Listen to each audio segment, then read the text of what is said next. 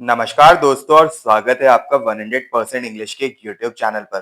दोस्तों आज की वीडियो में हम एक बहुत ही पावरफुल और डीपली इमोशनल पोयम को डिटेल में स्टडी करने वाले हैं जिसका नाम है प्रॉस्पिके, जिसे लिखा है famous Victorian poet Robert browning ने। अगर आप इस टेक्स्ट के बारे में कुछ भी नहीं जानते तो बिल्कुल फिक्र मत कीजिए। हम एकदम बेसिक से शुरू करेंगे, एक ऐसी अंडरस्टैंडिंग डेवलप करेंगे कि आपको इस पोयम की एक एक वर्ड एकदम क्रिस्टल क्लियर हो जाएगा। तो चलिए सबसे पहले समझते हैं हमारे ऑथर और इस पोयम के बैकग्राउंड के कंटेक्स्ट को। रॉबर्ट ब्राउनिंग एक बहुत ही एमिनेंट और इम्पोर्टेंट विक्टोरियन पोएट थे। अगर आप इनकी पोएट्री को पिछले एरा यानी रोमांटिक पोएट से कंपेयर करें तो एक बहुत ही बड़ा डिफरेंस आपको साफ नजर आएगा। रोमांटिक्स प्राइमरीली नेचर में इंटरेस्टेड थे, लेकिन विक्टोरियन और खासकर ब्राउनिंग ह्यूमन नेचर से बहुत ज्यादा फैसिनेटेड थे। उनकी पोएम्स में कैरेक्टर्स और उनके मोटिव्स का एक डीप सर्चिंग साइकोलॉजिकल एनालिसिस हमको देखने को मिलता है। ब्राउनिंग को अक्सर एक डिफिकल्ट पोएट कंसीडर किया जाता है। इस डिफिकल्टी के मेजर 3 रीजंस है। पहला है एलिप्सिस। उनकी आदत थी कम वर्ड्स में बहुत ज्यादा बात कहने की। ब्रेविटी और एम्फेसिस अचीव करने के लिए वो वर्ड्स को ओमिट कर देते थे, जिसे टेक्निकल टर्म में एलिप्सिस कहते हैं। और इस वजह से मीनिंग को ओवरऑल कंटेक्स्ट से इन्फर करना पड़ता है हमको हमेशा। Sudden transitions. उनकी पोएट्री में एक थॉट से दूसरे थॉट पर सडन जंप्स होते हैं, जिसके साथ पेस मेंटेन करना रीडर के लिए काफी मुश्किल हो सकता है। एक्सटेंसिव अल्यूजन्स। वो एक हाईली लर्न्ड इंसान थे और उन्हें लगता था कि उनके रीडर्स उनके वास्ट रेंज ऑफ एल्यूजन्स यानी रेफरेंसेस को आसानी से समझ लेंगे। उनकी लाइफ की बात करें तो वो 1812 में पैदा हुए थे और उनके पेरेंट्स ने उन्हें अर्ली एज में ही लिटरेचर और म्यूजिक से इंट्रोड्यूस करा दिया था। अपने टीनेज ईयर्स में वो पोएट शेली से इतने ज्यादा डीपली इन्फ्लुएंस थे कि उन्होंने एथिज्म और वेजिटेरियनिज्म कन्वर्ट कर लिया था। 1828 में उन्होंने लंदन यूनिवर्सिटी ज्वाइन की थी, पर बिना डिग्री लिए ही वो वहां से चले गए क्योंकि उन्हें पता था कि उन्हें सिर्फ एक पोएट ही तो बनना है। उनका फर्स्ट वॉल्यूम 1833 में पब्लिश हुआ था। ब्राउनिंग प्राइमरीली एक थिंकर थे और एक डेडिकेटेड राइटर थे जिन्होंने प्लेस भी लिखे। उनके लाइफ टाइम में ही ब्राउनिंग सोसाइटीज फॉर्म हो गई थी जो उनकी पोएट्री को प्रमोट करने के लिए बनी थी। ये उनकी सक्सेस का एक बहुत बड़ा प्रूफ है। 1889 में वीनिस में उनकी डेथ हो गई और उनकी बॉडी को इंग्लैंड लाकर वेस्टमिंस्टर एबी के पोएट्स कॉर्नर में रेस्ट करने के लिए रख दिया गया, जो किसी भी इंग्लिश पोएट के लिए एक अल्टीमेट ऑनर माना जाता है। लेकिन इनकी लाइफ का सबसे इंपॉर्टेंट हिस्सा था उनकी लव स्टोरी, जिसका इस पोयम से डायरेक्ट कनेक्शन भी है। ब्राउनिंग एक ऑलरेडी वेल नोन पोएट थे जब उन्होंने एलिजाबेथ बैरेट नाम की एक नई पोएटेस की पोएम्स पढ़ी। उन्हें बिना देखे ही उनसे प्यार हो गया। उन्होंने एलिजाबेथ बैरेट से शादी भी की, जिन्हें आगे चलकर हम एलिजाबेथ बैरेट ब्राउनिंग के नाम से भी जानते हैं, और एक legendary intense love life share की। अपनी वाइफ की डेथ तक उनके लिए वो कंप्लीटली डिवोटेड भी रहे। अब जब हमने ऑथर की लाइफ और उनकी सबसे बड़ी इंस्पिरेशन उनकी वाइफ को हम जान चुके हैं, तो शिफ्ट करते हैं हमारे टेक्स्ट के ऊपर। एलिजाबेथ बैरेट ब्राउनी एक लंबी और परसिस्टेंट इलनेस के बाद इटली में 1861 में उनकी डेथ हो गई थी। प्रॉस्पिके इसी ट्रेजेडी के आसपास लिखी गई थी। ये poem first time dramatist persona नाम के एक कलेक्शन में 1864 में पब्लिश हुई थी। प्रॉस्पिके एक लैटिन वर्ड होता है जिसका लिटरल मीनिंग होता है टू लुक फॉरवर्ड, यानी आगे की तरफ देखना। ये पोयम एक लिरिक है। एक लिरिक वो शॉर्ट पोयम होती है जिसमें एक सॉन्ग लाइक क्वालिटी होती है। इसका सब्जेक्ट मैटर यूजुअली पर्सनल होता है और इसमें डीपली फेल्ट इमोशंस और स्टेट ऑफ माइंड को एक्सप्रेस किया जाता है। ब्राउनिंग की बाकी ड्रामेटिक पोएम्स के अनलाइक इस पोएम में पोएट डायरेक्टली अपनी खुद की आवाज ओन वॉइस में बात कर रहा है। इस पोएम का सेंट्रल थीम है डेथ और ब्राउनिंग का ऑप्टिमिज्म। जहां आम इंसान डेथ से डरता है, वहीं ब्राउनिंग इस पोएम में डेथ के फियर को कंप्लीटली डिस्कार्ड कर देते हैं। उनके लिए डेथ कोई डराने वाली चीज नहीं, बल्कि एक ऐसी जर्नी है जिसे वो ओपनली और ब्रेवली फेस करना चाहते हैं। लेकिन इतनी ब्रेवरी आती कहाँ से है? इसका रीजन उनका बिलीफ है कि मौत के बाद वो अपनी बिलव्ड वाइफ के पास वापस जा पाएंगे और उनसे मिल पाएंगे। उन्हें लगता है कि डेथ एक ब्रिज है जो उन्हें और एलिजाबेथ बैरेट ब्राउनिंग को दोबारा से रिस्टोर करेगी। ये कॉन्सेप्ट ब्राउनिंग के लाइफ के प्रति उनके एक्सट्रीम एंथुजियाज्म और उनके डीप बिलीफ इन गॉड पर बेस्ड है। इन शॉर्ट, प्रॉस्पिके सिर्फ डेथ को कॉन्कर करने की कहानी नहीं है, बल्कि ये उनकी डेड वाइफ की मेमोरी के लिए एक बहुत ही लविंग ट्रिब्यूट है। तो ये था हमारा सॉलिड फाउंडेशन, ऑथर और पोयम का कंटेक्स्ट। यहाँ से हमारी पोयम की जर्नी शुरू होती है। दोस्तों इस पोयम में पोएट एक माउंटेन क्लाइंब के एक्सटेंडेड मेटाफर का यूज कर रहा है मौत को डिस्क्राइब करने के लिए। चलिए देखते हैं रॉबर्ट ब्राउनिंग इसे कैसे एक्सप्रेस करते हैं और देखते हैं इस पोयम की एक line by line detailed analysis. Fear death to feel the fog in my throat, the mist in my face. Poem एक डायरेक्ट और पावरफुल रिटोरिकल क्वेश्चन से शुरू होती है। फियर डेथ यानी क्या मुझे मौत से डरना चाहिए? और इसका क्लियर आंसर है कि पोएट बिल्कुल नहीं डरता। यहाँ से वो आने वाली डेथ को एक स्टीप माउंटेन की जर्नी से कंपेयर करते हैं। जैसे एक क्लाइंबर जब ऊपर चढ़ने लगता है माउंटेन के ऊपर, तो मिस्ट और फॉग के थ्रू से वो पास होता है। ठीक वैसे ही मौत के करीब आने पर इंसान को शॉर्टनेस ऑफ ब्रीथ और सफोकेशन फील होती है। When the snows begin and the blast denote, I am nearing the place, the power of the night, the press of the storm, the post of the foe। जैसे जैसे mountain climber और height पर चढ़ता है, snowfall और तेज तूफानी हवाएं indicate करती हैं कि माउंटेन का समिट यानी कि उसकी चोटी आने वाली है। इन द सेम वे इंसान को मौत को फेस करने से पहले कई ट्रायल्स और ट्रिब्यूलेशन से गुजरना पड़ता है। जैसे जैसे वो दुश्मन के ठिकाने पोस्ट ऑफ द फो के पास पहुंचता है, डार्कनेस और स्टॉर्म और ज्यादा इंटेंसिफाई हो जाते हैं। यहाँ फो यानी कि दुश्मन कोई और नहीं बल्कि खुद मौत है यानी कि डेथ है, जिससे इंसान सबसे ज्यादा डरता है। Very strands the arc fear is visible form, yet the strong man must go. इस स्ट्रॉम के बीच पोएट इमेजिन करता है कि मौत अपना सबसे डरावना और विजिबल फॉर्म लेकर वहां पर खड़ी हुई है, जिसे उसने आर्क फियर यानी कि चीफ फियर कहा है। मौत को यहाँ एक ड्रेडेड एनिमी के रूप में पर्सोनिफाई किया गया है। लेकिन चाहे एक इंसान कितना भी स्ट्रांग या ब्रेव क्यों ना हो, उसे अल्टीमेटली इस दुश्मन के सामने सरेंडर करना ही पड़ता है, must go. For the journey is done and the summit attained, and the barriers fall.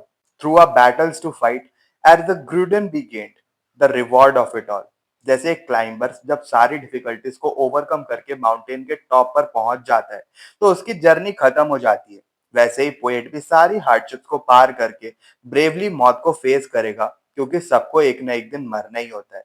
लेकिन ये फाइनल रिवॉर्ड या फिर ग्रेडन पाने से पहले उसे एक आखिरी फियर स्ट्रगल या बैटल लड़नी होगी। I was ever a fighter, so one fight more, the best and the last. I would hate that death bandages my eyes and forbore and bade me creep past. Browning याद करते कि वो अपनी पूरी life में एक fighter रहे हैं, इसलिए वो इस आखिरी और सबसे बड़ी बैटल को भी पूरी ब्रेवरी से फेस करना चाहते हैं। वो नहीं चाहते कि मौत आकर उनकी आंखों पर पट्टी बांध दे ताकि वो उसे देख ना सके। इन सिंपलर वर्ड्स वो अपनी आंखें बंद करके चुपचाप और आराम से मौत के आगे स्लिप नहीं होना चाहते। वो मौत से कोई कॉन्शियसनेस एक्सपेक्ट नहीं करते और डर कर चुपके से क्रीप पास्ट नहीं जाना चाहते। No, let me taste the whole of it, fare like my peers, the heroes of old, bear the brunt in a minute, pay glad life's errors of pain, darkness and cold। Poet चाहते हैं कि वो मौत को उसके पूरे impact के साथ टेस्ट करें, बिल्कुल वैसे ही जैसे उनके पियर्स यानी पास्ट के ग्रेट पोएट्स और हीरोज ने किया था। वो मौत का हेड ऑन सामना करना चाहते हैं बिना किसी हेजिटेशन के। ग्लैड लाइफ का मतलब है कि उन्होंने एक बहुत ही हैप्पी लाइफ जी है और उन्होंने लाइफ में ज्यादा दुख यानी सफरिंग नहीं देखा। इसलिए अब वो इस पेन, डार्कनेस और कोल्ड को फेस करके अपनी उस खुशहाल लाइफ के सारे डेप्थ्स यानी एरर्स एक ही मिनट में चुका देना चाहते हैं, ताकि लाइफ ने उनके हिस्से का जो पेन असाइन किया था वो फिनिश हो सके। For sudden the worst turns the best to the brave, the black minutes at end and the elements rage, the fiend voices that rave shall dwindle shall blend. Browning का strong belief है कि एक brave इंसान सबसे खराब situation को भी अपने एडवांटेज में टर्न कर सकता है। मौत का वो सबसे डार्क मोमेंट, ब्लैक मिनट, जल्दी खत्म हो जाएगा, चाहे तूफान अपनी पूरी फ्यूरी के साथ आए और अजीब डरावनी आवाजें, फेंट वॉइसेस सुनाई दे। आखिर में वो सब धीरे धीरे शांत हो जाएंगे, dwindle and blend. In short worst calamities भी अगर ब्रेवली फेस की जाए तो वो डाई डाउन हो जाती हैं, डाइल्यूट हो जाती है। Shall change, shall become first a peace out of pain, then a light, then thy breast, O thou soul of my soul, I shall clasp thee again, and with God be the rest। इस सारे तूफान, इस सारे टिम्बलेट के बाद एक deep piece और काम आएगा। पोएट इस पेन और डार्कनेस से निकलकर होप और एक डिवाइन लाइट की तरफ बढ़ेगा और उस लाइट में वो अपनी बिलव्ड वाइफ से फाइनली रिस्टोर हो जाएगा, जिसे वो दाउ सोल ऑफ माई सोल कहकर एड्रेस कर रहा है इस पोयम के अंदर। वो अपनी वाइफ को वापस एम्ब्रेस करेगा, क्लैस्प दी अगेन, बाकी सब कुछ गॉड की केयर में छोड़ देगा। इस एंडिंग के थ्रू पोएट स्मूथली डार्कनेस से लाइट, डिस्पेयर से होप और लॉस के पेन से रियूनियन की इकास्टेसी की तरफ शिफ्ट हो जाते हैं, जो कि सिर्फ उनके सेल्फ कॉन्फिडेंस और गॉड में डीप फेथ की वजह से पॉसिबल हो पाया। मौत इस तरह कंप्लीटली पावरलेस और इनइफेक्टिव बन जाती है।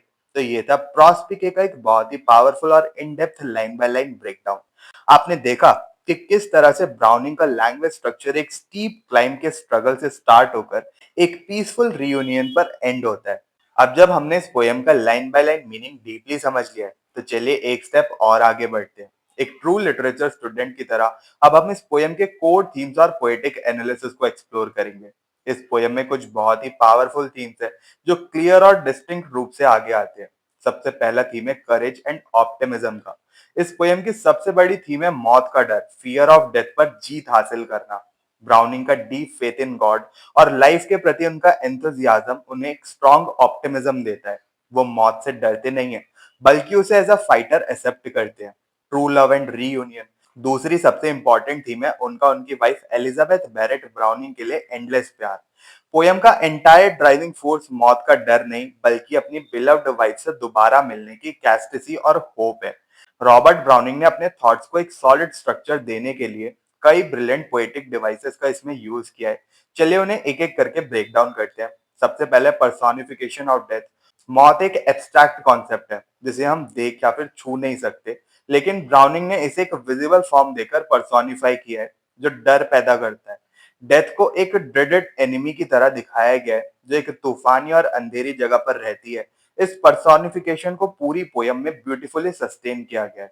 Second is extended metaphor and vivid imagery. मरने के पूरे प्रोसेस को एक ठंडी, अंधेरी और सुनसान स्टीप माउंटेन की जर्नी से कंपेयर किया गया है। ये जर्नी का मेटाफर सिर्फ मौत के लिए नहीं, बल्कि लाइफ के स्ट्रगल्स के लिए भी एक्सटेंड किया गया है। मिस्ट, स्टॉर्म और डार्कनेस की इमेजेस मौत के फियरफुल एक्सपेक्ट को कैप्चर करती है।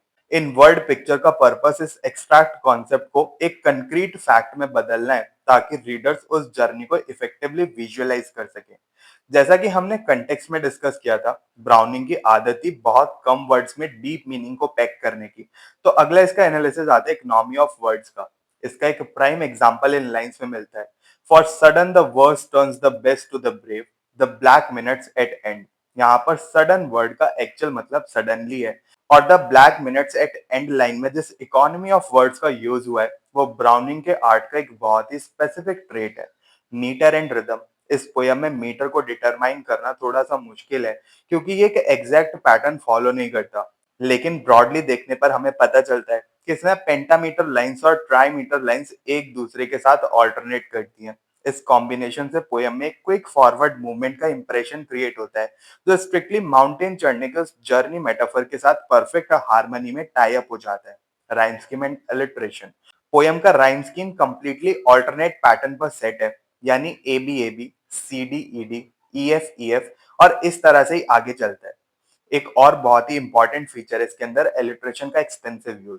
ब्राउनिंग ने लेटर्स एस और पी साउंड का बड़ा ही म्यूजिकल इफेक्ट क्रिएट किया इस पोयम के अंदर।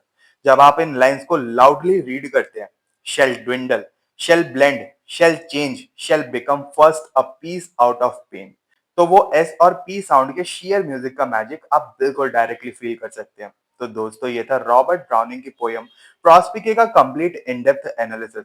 ब्राउनिंग ने इस टेक्स्ट के थ्रू हमें एक बहुत ही पावरफुल मैसेज दिया है। उन्होंने डेथ जैसी ड्रेडेड रियलिटी को एक डार्क अंधेरी खाई से निकालकर एक विक्टोरियस पीक में बदल दिया।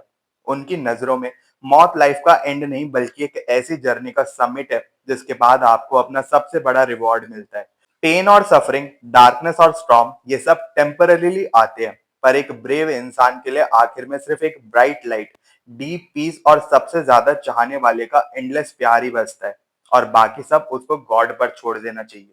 इस ब्यूटीफुल थॉट के साथ हमारा ये सेशन कंक्लूड होता है। आई होप इस डिटेल्ड सेशन के बाद आपको प्रॉस्पी के पोयम अच्छे से क्लियर हो गई होगी। अगर आपके फिर भी कोई डाउट्स हैं तो आप कमेंट सेक्शन में जरूर से पूछ सकते हैं। अगर आपको ये वीडियो पसंद आई हो तो इसको लाइक और शेयर जरूर करें, और 100% इंग्लिश चैनल को सब्सक्राइब कर लें और ऐसे डिटेल्ड और इंसाइटफुल वीडियोस के लिए। मिलते हैं फिर अपने नेक्स्ट वीडियो में। तब तक के लिए happy studying and best of luck for your upcoming examinations.